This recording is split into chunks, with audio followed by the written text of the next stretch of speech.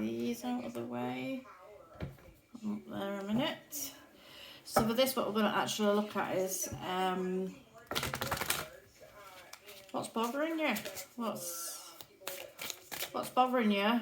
What's really bothering you? And something that you can do to work on it.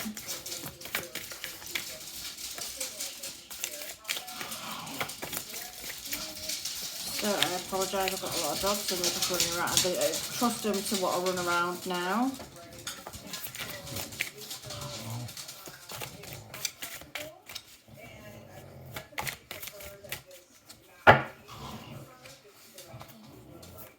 So what's bothering? What's really bothering? And something you can do to work on this.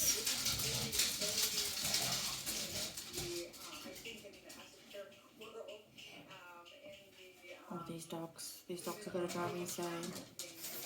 They're going to do me head in.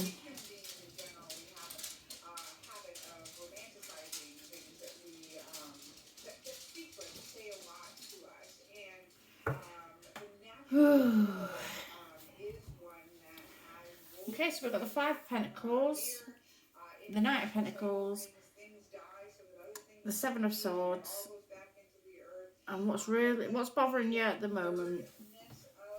So this is more or less what you feel is bothering you, what you think is bothering you. Five of Pentacles, being left out in the cold. Is this what's truly bothering you though? Are you feeling like you are on your own, or are you feeling like maybe people come along when they feel like it and pick the bones of you? You're there for others and they're not really there for you. Is this how you're feeling? Is this what you're thinking? Is this what's going on in your mind at the moment? It's almost like on this it's I mean, she looks like she's underwater, so there's the emotional aspect of that there. There's this kind of peacefulness about it, which makes me think of going numb, emotionally turning numb to something. However, it looks like there's birds in this picture, and it looks like one of these birds is feeding from her heart. So it's quite literally like someone is, or something is eating your heart out, and this is how it feels to you. So this is what you perceive to be the issue, because this is how it feels to you. But what's really going on here? What's really the issue here? We have this Knight of Pentacles.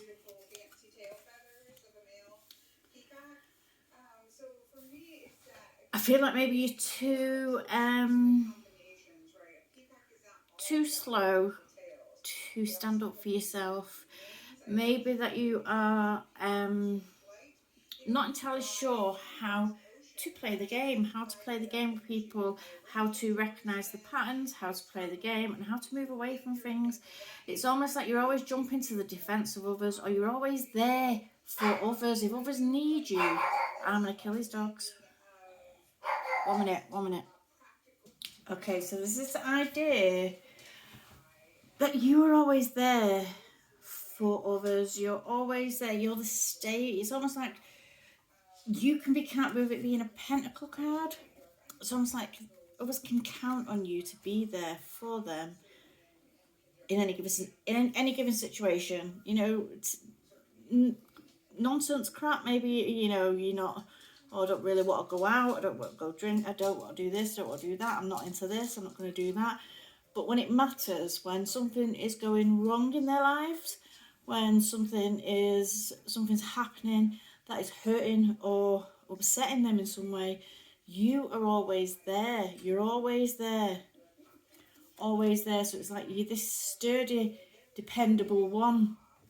However, in always being there for others, what happens is that things start falling apart around you. Things are falling apart around you.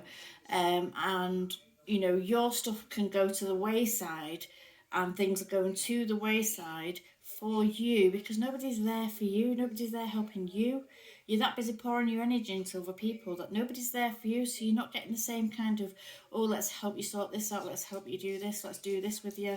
Let's do that with you. Oh, you're feeling low. We're going to, you know, there's none. It feels like it's a one-way street. It's like you're always there, ready. Always ready there to jump in and be there for people. And this is an issue. It shouldn't be an issue, but this is an issue, and it's not. It's not a reciprocal thing. It's not a two-way street. It's not the same. You wouldn't get the same in return. This is basically like sucking on someone's energy, and giving nothing back, giving absolutely nothing back.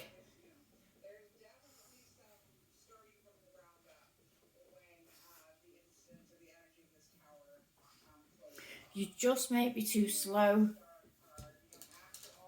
in stepping to defense of yourself. You may be too slow in setting boundaries.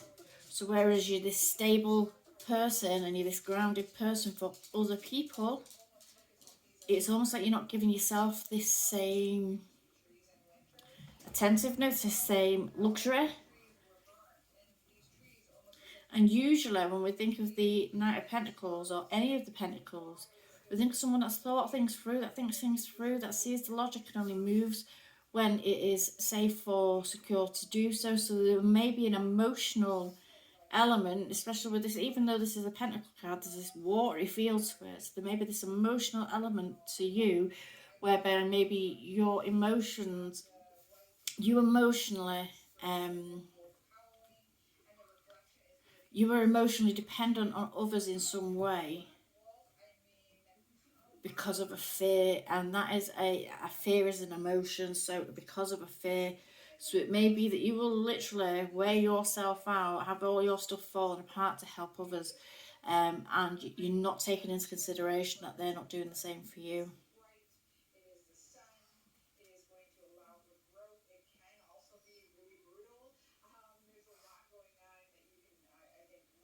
So what can you do? What can you do to alter this path? What can you do to change things? What can you do to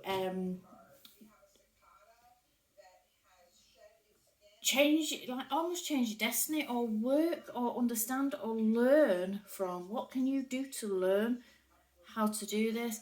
And here we've pulled the Seven of Swords. So the Seven of Swords, and could you see a sneakier energy? I mean, what's he going to do? Is he going to run and get a balloon fish?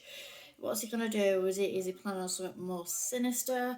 It's almost like we have to be aware of our surroundings. We have to be aware of the people and their intentions. We can't keep dilly-dallying, walking through life as if life is, I wouldn't even say life is but a dream. I would say more like just walking through life nonchalantly. Like, obviously people are going to do for me because naively pay attention to your surroundings. What are they after? What do they want you for? Figure it out.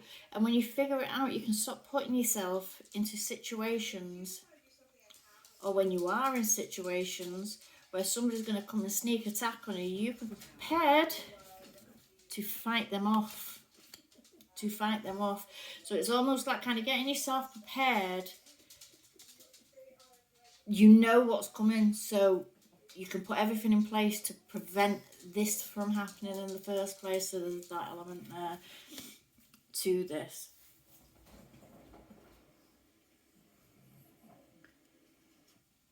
There's a naivety about this reading. There's something where we're just expecting someone to be the same as us and be as we are, and that unfortunately is just not the case. It's just not the case. And when you think about like friend groups and stuff like that, and if you're the one that doesn't get invited, or your friends are hanging out with your family members or different things like that, but yet being around or interacting with you is somewhat of a challenge for this person, then you need to ask yourself seriously, like, why are you bothering? Why are you not seeing this? Prepare yourself for it and do the work to ensure that you're not in a vulnerable position, that you're aware when things like this come into you, that you're not in a vulnerable position with it. And it's a 7. 7s are about evaluation. They're about like taking a pause and looking, where are you? How did you get here? Where are you going? how are you going to get there? It's about evaluation of a situation. It's about evaluation of people, situations. Just about being aware of where you are and how, more importantly, how you've got there. And it's through naivety that you've got where you are, and possibly through some kind of emotional trauma, like forming trauma bonds to people, because an emotional trauma from childhood. It can be from childhood, don't even have to be from childhood, but 9 out of 10 times it is something that's gone on in the younger years, where it's conditioned our brain to recognise things that trigger us off in either a panic or in a rage and stuff like that. So there's trying to recognise and find what it is that is triggering that off. So I'm going to leave this one here. Okay, thank you.